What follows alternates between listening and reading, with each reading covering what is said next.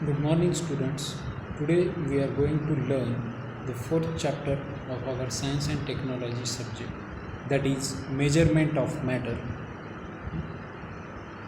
In this chapter, we are going to see some basic concepts which will be useful while studying measurement of matter.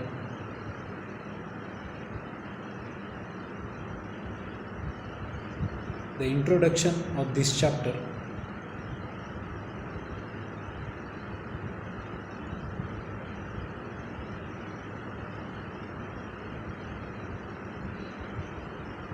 Before starting the main syllabus of this chapter, we will quickly revise our knowledge regarding this topic with the help of three different questions. Our first question is, what is Dalton's atomic theory? As we all know, John Dalton was an English chemist. He proposed one famous theory known as Dalton's atomic theory. Second question is, how are the compounds formed? As we all know, compound, they are the combination of atoms of different elements.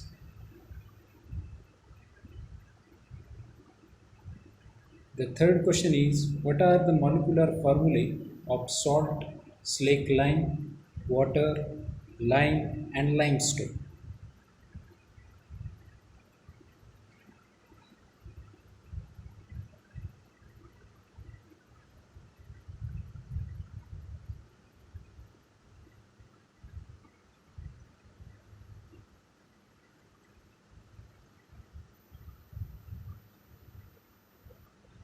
I request all of you to write down the answers of these questions in your notebook.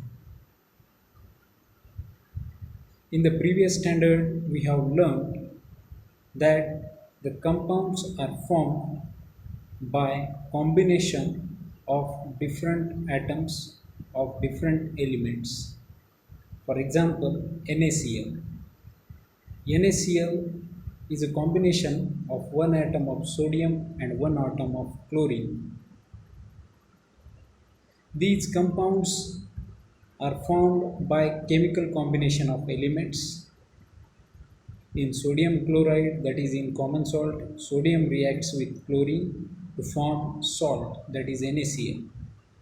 We have also learned that an important principle of Dalton's atomic theory.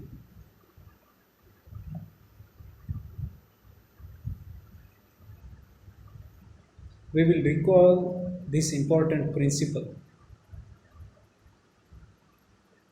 According to this principle, the molecules of a compound are formed by joining atoms of different elements. As we all know, according to Dalton's atomic theory, the molecules of a compound are formed by joining atoms of different elements.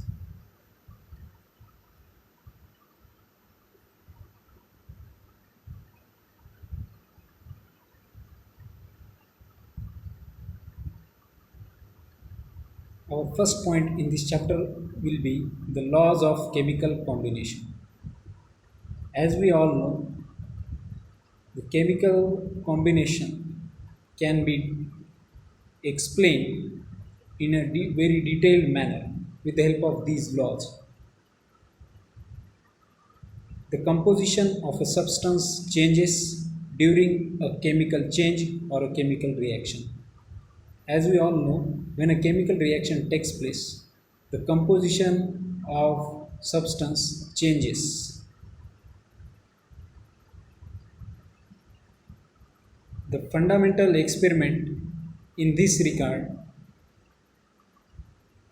is carried out by some scientists in 18th and 19th century. And after performing these experiments, these scientists came up with some conclusions.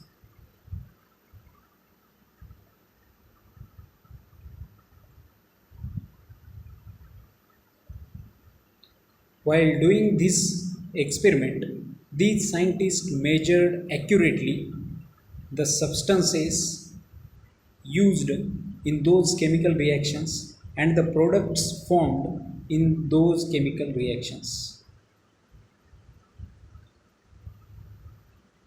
That means they have measured the mass of the substances before reaction and after reaction.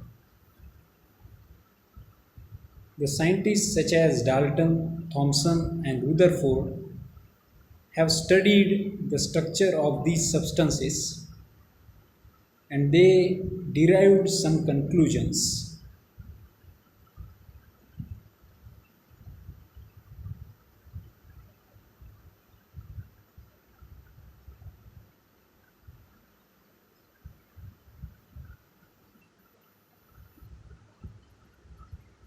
And from those conclusions, they have discovered the different laws of chemical combination.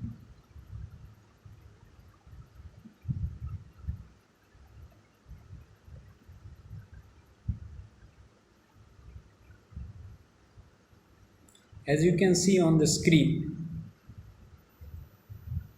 due to these laws, the scientists could then write the molecular formulae of various compounds.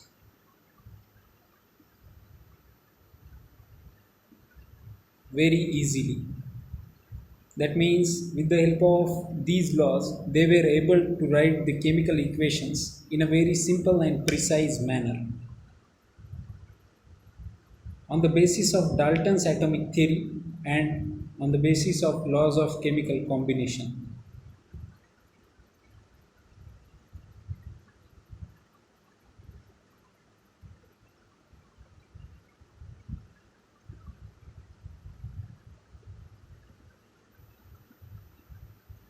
Here, we shall verify these laws of chemical combination with the help of two activities.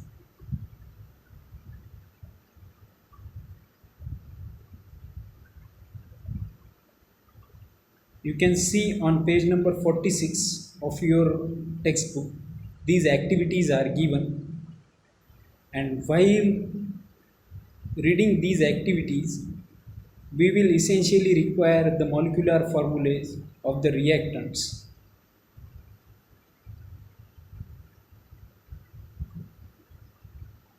Out of these two activities, in the first activity, we will require apparatus such as conical flask, test tubes, and balance. We are familiar with the conical flask, test tube, and a balance is nothing but a weighing machine which is used to measure the amount of mass. It is just like your weighing machine which is used in shops, but it is very precisely designed to measure very small amount of matter also. In our first activity, we have taken chemicals such as calcium chloride and sodium sulfate. The molecular formula of calcium chloride is CaCl2 and the molecular formula of sodium sulfate is Na2SO4.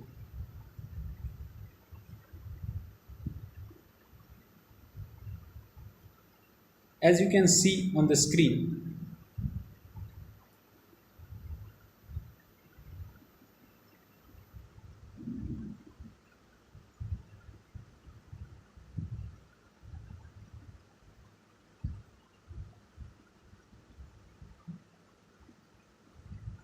these are the essentials in our first activity.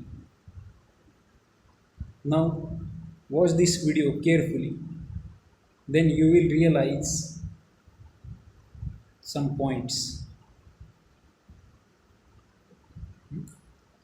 At the very beginning of this activity, we will take 56 gram of calcium oxide in a large conical flask and we will put 18 gram of water in it. Again, I am repeating this point. 56 gram of calcium oxide is taken in a large conical flask and we have put 18 gram of water in that same conical flask.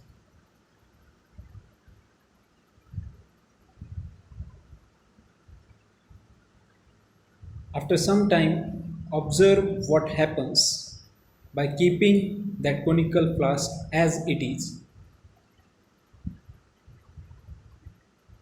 Now measure the mass of the substance formed after this process.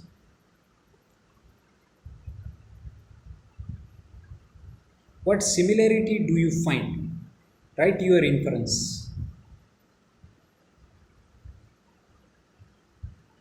From this activity, I want to elaborate one thing, that is the weight of the whole apparatus along with the reactants before the reaction will be same as that of after the reaction.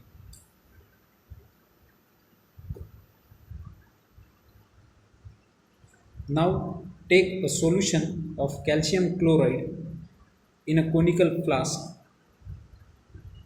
We have taken a solution of calcium chloride in a conical flask.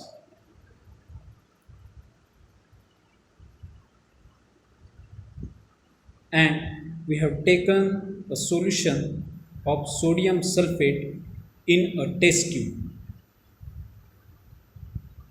We have taken solution of calcium chloride in a conical flask, and we have taken solution of sodium sulfate in a test tube. Now tie a thread to the test tube and insert this test tube in the conical flask.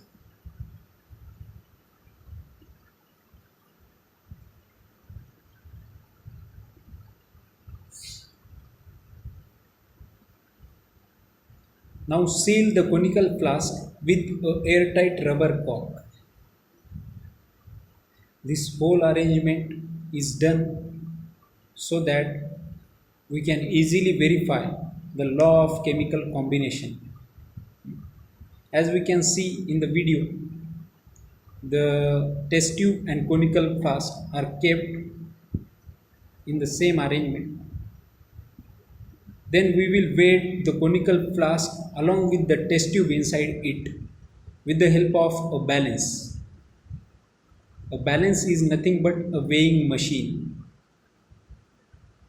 Now tilt the conical flask so that the solution inside the test tube will get mixed with the solution which is already present inside the conical flask. As you can see in the video, we have turned upside down the conical flask, and in this way the mixture inside the test tube and conical flask is getting mixed with each other. Both the mixtures are getting mixed with each other. Now we will weight the conical flask again. After doing this, we will weight the conical flask again, and we will find that the mass of those reactants before reaction will be the same as like that of the product after the reaction. This proves our law of chemical combination. The mass of the original matter and the mass of the matter newly formed as a result of reaction both will be equal.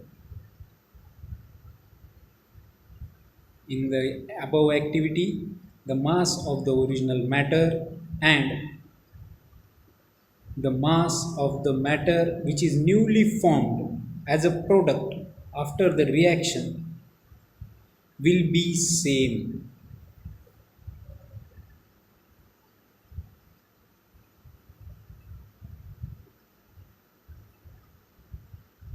This proves law of conservation of matter.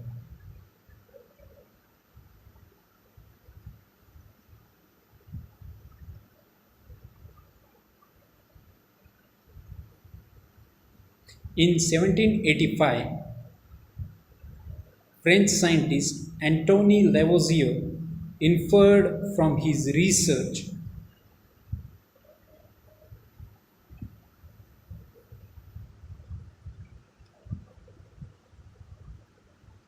and he stated the law of constant proportions. Antoine Lavoisier, a French scientist, in 1785 stated the law of constant proportions. According to him, there is no rise or drop in the weight of the matter during a chemical reactions.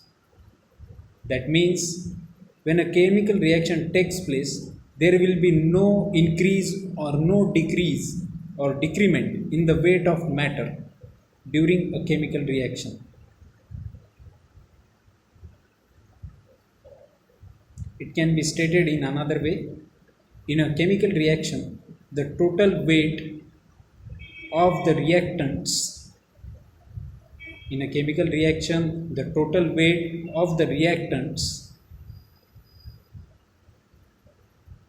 will be same as the total weight of the products which will be formed after the reaction.